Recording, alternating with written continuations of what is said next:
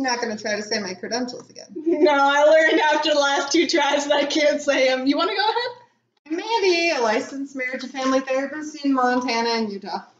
There you go. Look at that. How easily that came out. Well, clearly I wasn't meant to be a therapist. Sorry about that, guys. Ooh, It's like I've said that before. Oh, Okay. what are you saying about me? I sit down, you say earthquake, I feel like you're attacking me. Or not. Therapizing. Oh, yeah, that's me. I think I'd be projecting my own personal negative self-talk, but whatever. Anyways, we're going to jump right back into this. All right. Nowadays, is it more likely to get teenagers, young adults, or old folks coming for therapy? It's the same girl who asked the last couple questions. I like this girl. I know, right? Okay, so the honest answer to that? The honest answer to that is I have no idea. I know what's most likely for me. Teenagers and young adults. I get a lot of teenagers and young adults. I've worked with people all over, and I have clients that I work with now that are in their 40s and 50s, and I freaking love them. I will say that in Montana, my experience has been there is a huge stigma, unfortunately, around mental health. And it seems like here the people that reach out are younger. I see some older ones, but it's something that rock on, younger generations. You guys are going to kill it and change the world by making people realize that mental health is not, oh my God, the stigma is crazy. So you can read about my blog.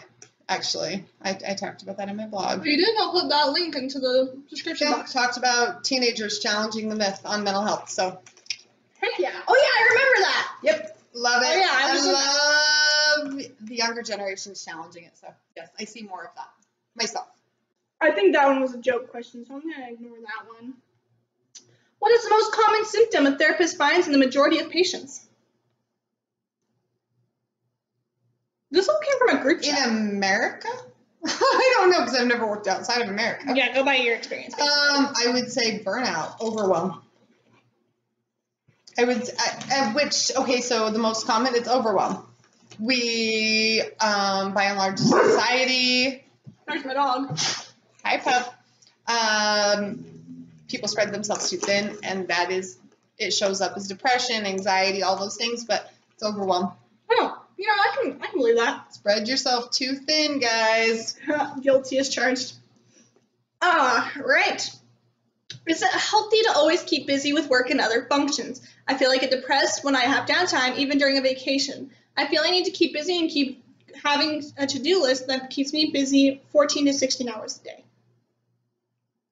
It's a beautiful follow-up to my answer to a beautiful follow-up question to the answer on my last one. Overwhelm.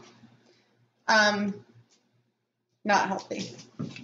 And to quote, and not in her words, I feel bad, Brene Brown, if you aren't familiar with Brene Brown, look her up. I'll put a link to one of her videos down below. She's phenomenal. But busyness is a way of numbing. We stay busy because life isn't fulfilling, or there are problems we don't want to look at, we're lonely, we're isolated, we're this, that, and the other. And if we're busy, we don't have to look at the reality of our lives. I would say that's the most common thing that I probably see, and I'm not gonna lie, that's something I work on constantly, because we do it as a society. If I can just be busy, I don't have to look at my life. I'm going to do a separate video on this one entirely because I'm passionate about it, because I've seen and felt personally firsthand how bad that is. And it's something that I've done a lot of work on, and I'm actually doing better at. My kids might say I'm not, but I actually am. I take downtime now. Yeah, no, she does her craft, but while that's keeping busy, she's doing it to relax. So that's different. You can do things to relax, as long as they're relaxing and not distracting. Yeah, see what I did there? But when you're on vacation, or you're trying to relax and you're making a mental to-do list, not a good thing. I'm so guilty of that. Like, my mind will be cleared. I'm like, oh, finally, I know exactly what I need to do.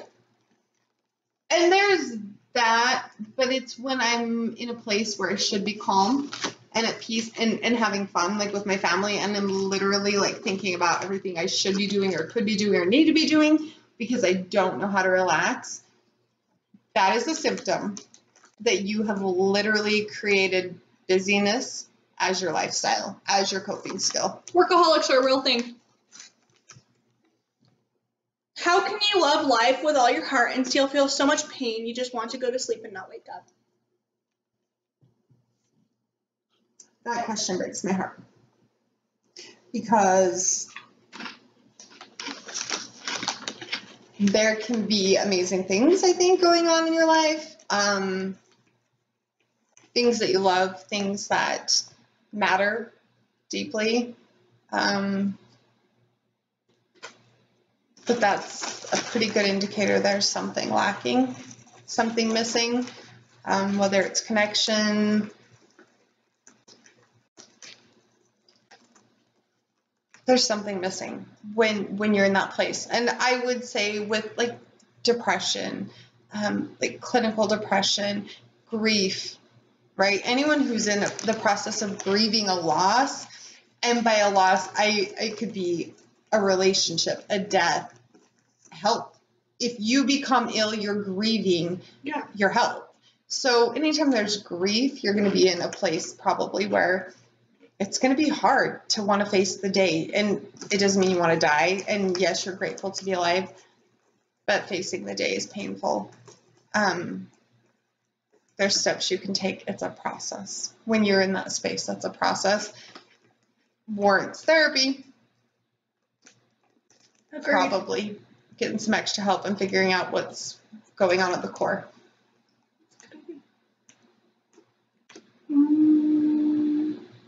And not everyone is from Utah and Montana where I am licensed, so I'm seriously not trying to sell people on therapy. I'm just being honest and open here. Oh, here's a good one.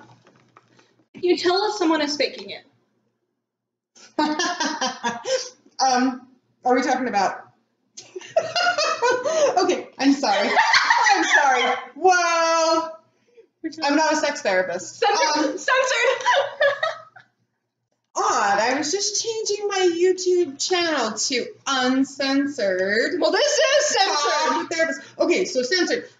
Faking it. They could be faking all kinds of things. Like a cold, right? That's what I was thinking. If my kids are faking a cold. Yes, I know that they're faking it. Mental health. As a therapist, I can get a hunch. I definitely get a hunch. I can have a very strong feeling. I don't ever dismiss anything as someone's not being legitimate. In fact, on a very serious note, following my very super immature Mandy-ish response to the faking it, but very much in all seriousness, I hear people say, oh, this person's talking about suicide. They're suicidal. People who are suicidal, they don't talk about it. They don't say it. And that's censoring BS. Oh, I don't care about language. Because here's the deal. Many people who commit suicide do talk about it. They say they're thinking about it. And people will, they'll say it's a cry for help, right? Hell yeah, it's a cry for help. It's somebody who wants to die. They're saying, I'm thinking about killing myself, help me. So I think that, yes, there are people who fake it. There are people who want to get out of responsibilities and other things. I don't believe mental health is something we can ever, you know what? I don't care if you're faking it. I'm going to treat it like it's real because I could be wrong. And I would encourage anyone who's watching, if you ever hear someone and you think they are just faking it, it's not worth treating it that way. You don't want to be the person who didn't believe it and then something bad happens. And I'm like, that just went from very like silly to very serious, but it's very serious. I think we've known people personally who talked about suicide and we didn't believe that they would do it, and they have. So, yeah. It's not worth making a judgment call, right? I'm not in your head. Damn. Yeah, that got dark. That got real dark. I'm gonna have a follow-up, hopefully lighten the mood, but not probably. I don't know. We're talking about mental health. It's usually not light. No, it's usually not. If we're gonna get real. Well, unless you're in a different world at the time. It could be light. LSD does a lot of magical things. Right? No, do you experience people who have Munchausen syndrome, but like with mental health instead of like physical health? Or have you heard of cases like that? Yeah, no, it happens. I have not specifically worked with that, no. I have not. Definitely a thing. And Could fall under self-diagnosing, I guess. I was gonna say, and honestly, yeah, I mean, if we were spending an hour, yes, I could delve into stuff that it would be like, yeah, that could fit into that, but no, by and large, no. My experience has been most people I work with are genuinely suffering.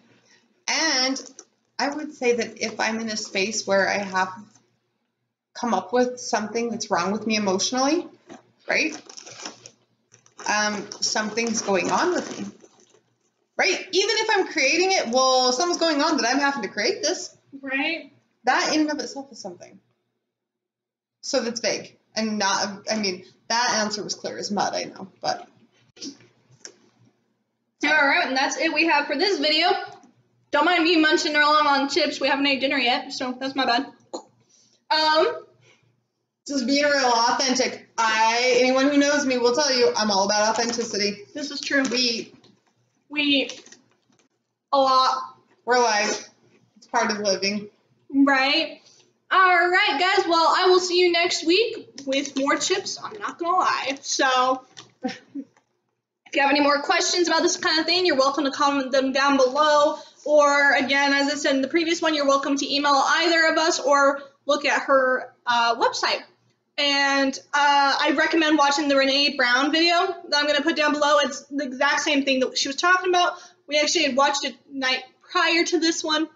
So for like, what, the 5th time? For like, yeah, for the millionth time. So you can't tell we like her. So have a good night, and thanks for watching, guys.